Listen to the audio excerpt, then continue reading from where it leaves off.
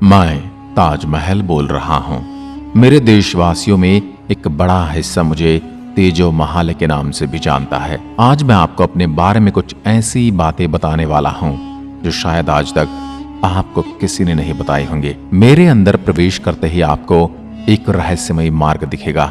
उसके पास जाओगे तो धातु से बना जालीदार दरवाजा देखने को मिल जाएगा और अंदर झांक कर देखोगे तो धातु के दरवाजे के अंदर वापस लकड़ी के दरवाजों से जिन्हें बंद कर दिया गया है। ऐसे ही मेरे परिसर में कई रास्ते हैं, लेकिन ये गुप्त रास्ता कहाँ जाता है, इसको समझने के लिए मेरे साथ एक घटित हुई घटना का जिक्र करता हूँ। एक दिन एक तेज दिमाग वाले आदमी ने मुझसे पूछा कि तेजो महाल, तुम्हारा नाम ताजमहल है कि तेजो महाल है?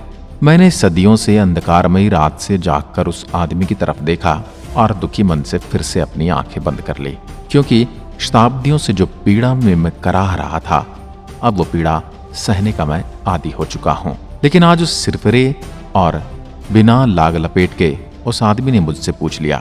उससे मेरे रोम रोम में हजारों हथौड़ों और कई प्रकार के प्रहारों का दर्द कुरेदने लगा।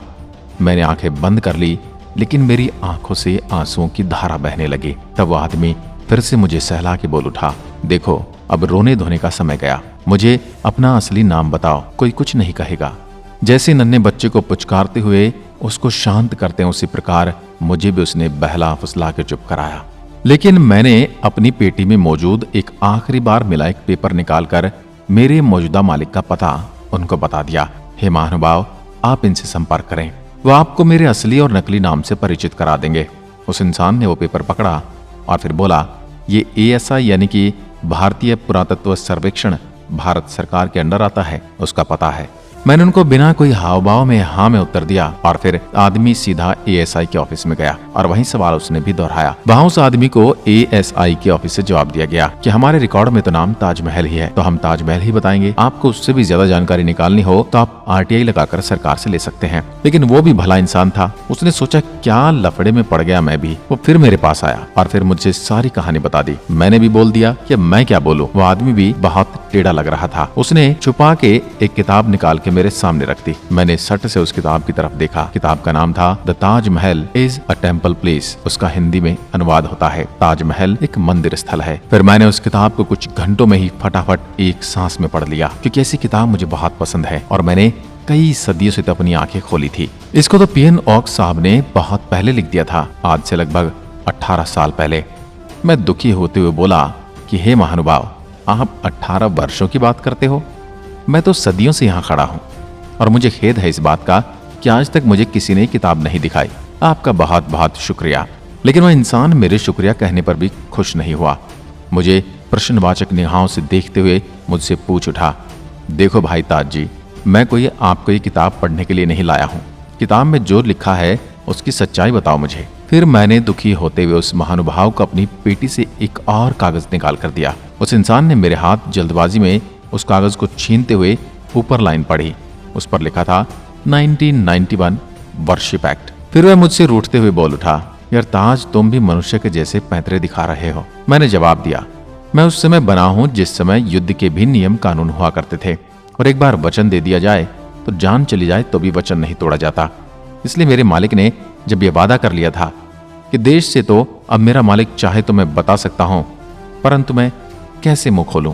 फिर भी थोड़ा ठहर कर सोच विचार कर अपनी आंखों के इशारों से मेरे परिसर में मौजूद कुछ दरवाजे बताए और पास में बुलाकर उसके कान में कहा कि मेरे नीचे 22 कमरे हैं और मेरे पीछे जाकर देखो, कुछ पिलर मिलेंगे पुराने, उनको भी देखो।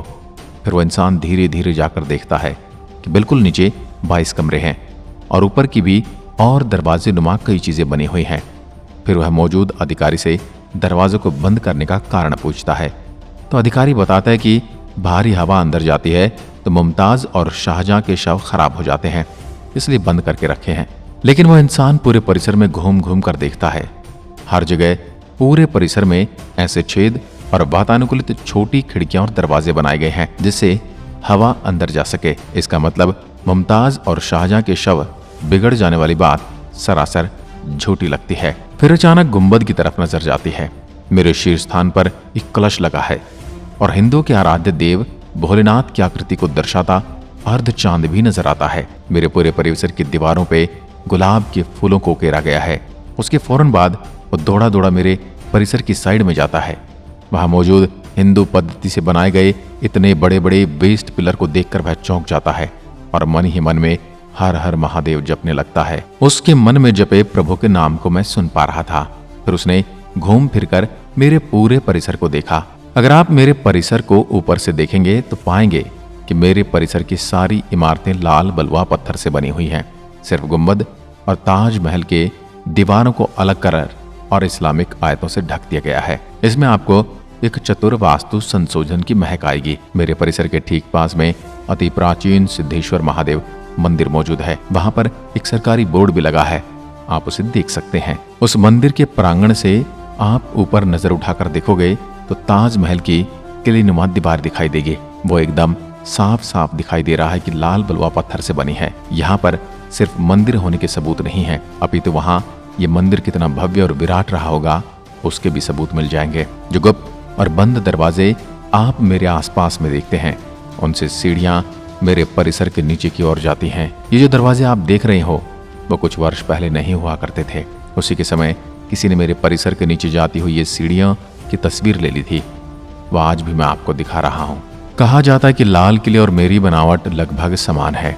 वहीं शिल्पकला और वास्तुकला से मुझे बनाया गया है, परंतु मेरे परिसर की मुख्य इमारत और उसमें मौजूद गुंबदों की सारी इमारतों से अलग कलर और रंग रूप दे दिया क्या प्रतीत होता है। परिसर में मौजूद दरवाजों पर हिंदू मान्यताओं के अनुसार चढ़ावा चढ़ाने वाले आज भी मेरे परिसर में मौजूद गुप्त रहस्यों के ऊपर चढ़ावा चढ़ाते रहते हैं। मुझे दुख महसूस होता है कि वो सभी भक्तगण सीढ़ियों से नीचे जाकर सत्य को देख नहीं सकते। मेरे परिसर के मुख्य इमारत के अंदर 2 कब्र फिलहाल मौजूद हैं और उन कब्र के ऊपर एक कलश से पानी की बूंदें टपकती रहती हैं। ये मैं आपको सहज होकर बता रहा हूँ, लेकिन मेरे हृदय की गहराइयों में मौजूद पीड़ा का एहसास समझने के लिए आपको मेरे एक एक शब्द पर गौर करना पड़ेगा। वहाँ के लोकल लोगों में चीजें भी प्रचलित हैं कि मेरा नाम बादलगढ़ फोर्ट या बादलगढ़ मंदिर है, लेकिन इतना तो मैं आपको बता ही सकता हूँ कि जितना भव्य और शानदार आज की तारीख में आपको मैं बाहर से दिखाई देता हूँ, उससे कहीं गुना बड़ी संरचनाएं मेरे परिसर के नीचे दबी हुई हैं। मैं आपको ये कहूँ कि कई कई किलोमीटर तक मेरे अंदर से फैलाव है तो आप चौंक मत जाना। मैं फिलहाल इतना ही बताना चाहता हूँ क्योंकि अभी इतनी ही जानकारी मुझे आप लोगों को बताने के लिए कहा गया है। मैं कुछ दिनों से उत्साहित होकर काशी में मौजूद काशी विश्वनाथ मंदिर और ज्ञानवापी मंदिर की खबरें देख रहा हूँ। उसी से प्रेरित होकर हल्की सी आहट मैंने लेने की कोशिश की है। मैं बस अपनी हल्की सी दाईं आंख खोलकर उस पल को टेलीविजन पर देख रहा हूँ। मेरे मन में बड़े ख्याल आते हैं और कई प्रकार के ख्याल आते रहते हैं और एक ज्ञानवापी मंदिर की खबरों को सुनकर मैं अलग प्रकार का आनंद महसूस कर रहा हूँ। कुछ लोग कहेंगे कि ताज तुम ज्ञानवापी मंदिर कह क्यों रहे हो, तो मैं बता दूं जिस सदी में मेरी स्थापना हुई थी मैं ज्ञानवापी को उसी नाम से जानता था। तो अब मैं आपकी सुविधा के लिए क्यों अपने शब्द वापस लूं। ज्ञानवापी मंदिर की खबरों से प्रेरित होकर चंद्र नामक राजा की याद में बनाए जाने वाले असली नाम को मैं नहीं बता सकता, लेकिन उसका मौजूदा नाम कुतुब मीनार है। मैं कुतुब मीनार को देख रहा था, हवा में अटखेलियां कर रहा था। मैंने पूछा क्या हुआ, इतने प्रसन्न क्यों हो? तो उसका जवाब सुनकर मैं चौंक गया। उसने कहा कि अब हम और तुम दोनों आजाद होने वाले हैं। मैंने साहस करके पूछ लिया कि वो कैसे? उसने कहा कि सुना नहीं, हम दोनों के भी कागजों और सबूतों को खंगाला जा रहा है। मैं जोर जोर से हंस पड़ा और बोला कि मेरे सबूतों को ढूंढा जाए ये तो मैं मान सकता हूं, क्योंकि मेरे परिसर के बाहरी और मौजूद लगभग सभी सबूतों को मिटा दिया गया था। लेकिन कुतुब मीनार तुम्हारे तो परिसर में ही बोर्ड लगा है कि तुम्हारे परिसर को 27 हिंदू और जैन मंदिरों को तोड़कर बनाया गया है, और तो और चारों ओर प्रभु की मूर्तियां और उनके अवशेष आज भी विद्यमान हैं, और तो और हजारों वर्ष पहले बने लोह स्तंभ पर मौजूद शिलालेख भी मौजूद है। फिर भी तुमको सबूत पेश करने पड़ेंगे।